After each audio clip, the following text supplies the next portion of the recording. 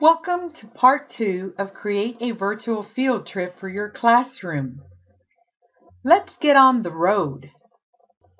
Virtual field trips are definitely not your ordinary trip. They are guided explorations which can involve the World Wide Web, images, web pages, videos, and a multitude of other applications. There are advantages that virtual field trips have that traditional field trips do not. One key advantage is the low cost, if any, of a virtual field trip.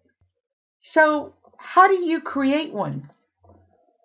If you conduct a web search, you will find that there are many ways, forms, applications, and generators for creating virtual field trips. However, for this training, we will be using a platform called ThingLink. What is ThingLink?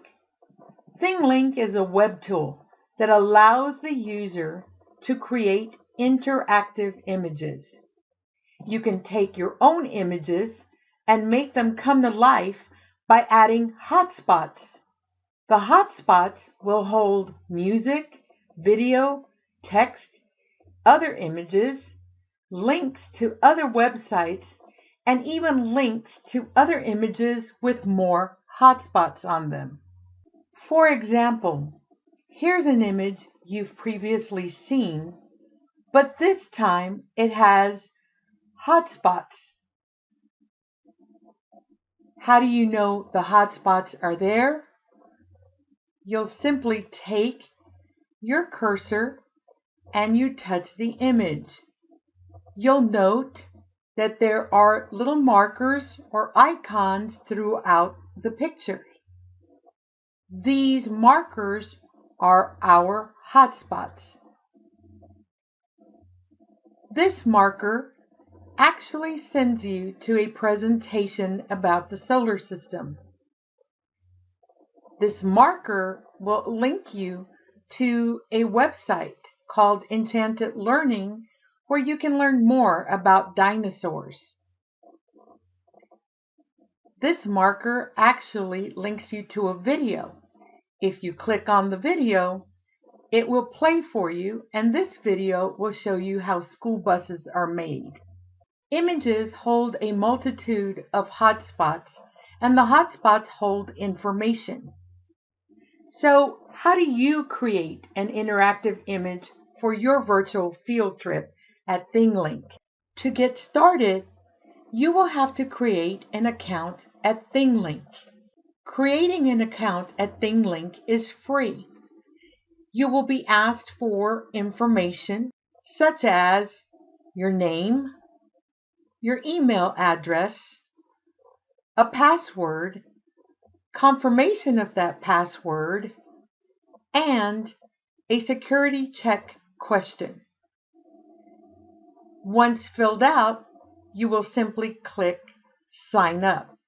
After signing up at thinglink.com, you will be sent to a page that will offer you some choices. You will pick the Create tab, and by clicking in, you will be sent to a page where you will be ready to create your own interactive image. At this location, you are offered a different way to find images or photographs. You can upload photographs from your hard drive. You could import photographs from your Facebook photos. You can import photographs from public Flickr images, or you could even use the link or URL address of a photograph, and you can also simply say, I want to choose the image. For this presentation, I'm going to select this tab, the Choose Images or drag and drop here. When you click on this tab, it will open up the files in your computer.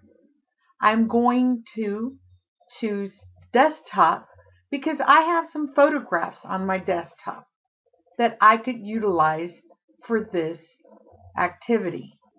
I locate my photograph and I simply open the file. My photograph will be uploaded and it will show up on an editing screen on ThingLink. To add hotspots, I can click on the image and a marker or icon will appear. This icon will be designating my hotspot on the image. I can change the way this hotspot looks by simply coming over to the window on the left, clicking on that, and noting that there's a variety of shapes and colors of icons to designate a hotspot. If I choose to change the one I currently have, perhaps I'd rather have a blue colored one, I simply click and the icon has been changed. To add information to the icon, I can simply type in the text box and I'll simply type in the location of this photograph and the year.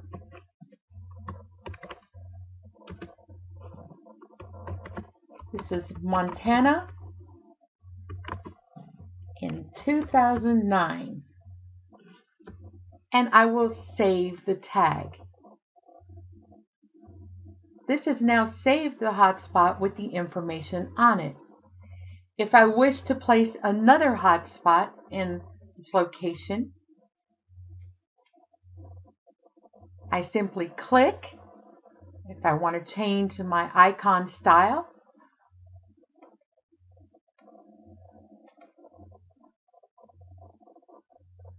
I can place it on the photograph.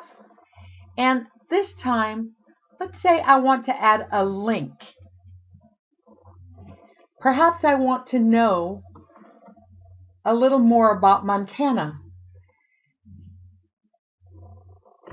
So if I search for Montana,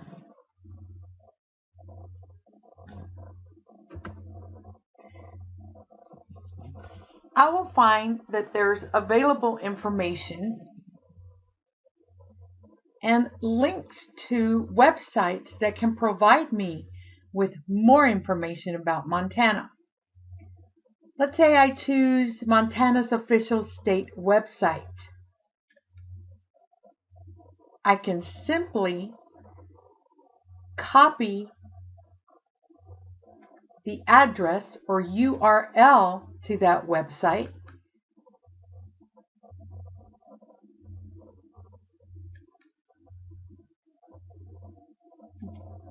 go back to my interactive image, paste the address, save my tag, and now it's linked to my hotspot marker. Let's do another one. Let's see if this time, let's place a video in my hotspot. And let's choose a video from YouTube about Montana. If I conduct a search, I can find a YouTube video about Montana.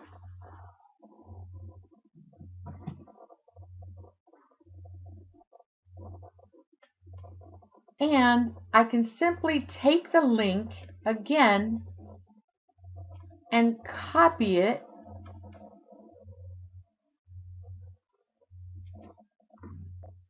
place it in the link box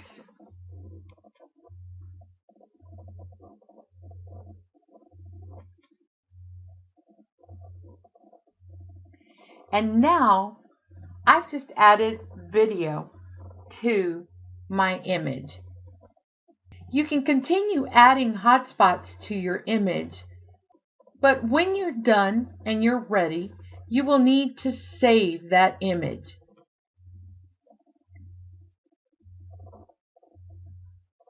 Once that image is saved, you can share your image in a variety of ways.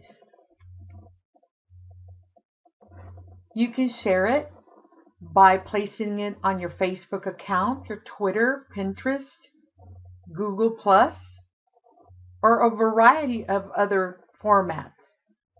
For this training, you can simply copy the link and keep in mind that you have actually put it on your clipboard.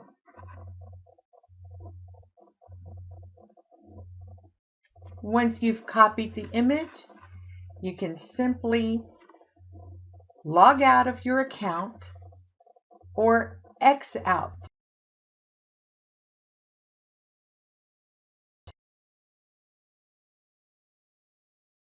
Let's recap the steps that you need to perform in order to create a virtual field trip by means of an interactive image. First, you'd have to create an account on ThingLink. You would then have to start by clicking a Create button, which allows you to upload a picture from your computer. You can then add hotspots to that picture, and then you can add information to each hotspot. You will need to save your interactive image before you share it. Once you've completed the steps, you'll be ready to go to step 3 of the training. But first, we've got to create that interactive image. At the end of this video presentation, you'll have 2 buttons. You will click on the To ThingLink button, which will transport you to thinglink.com.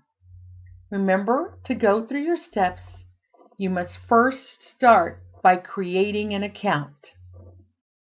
Once you're done and you've created your interactive image, then you'll be ready to come back to this page and hit the Continue button so that you may continue on with the third and final part of your training.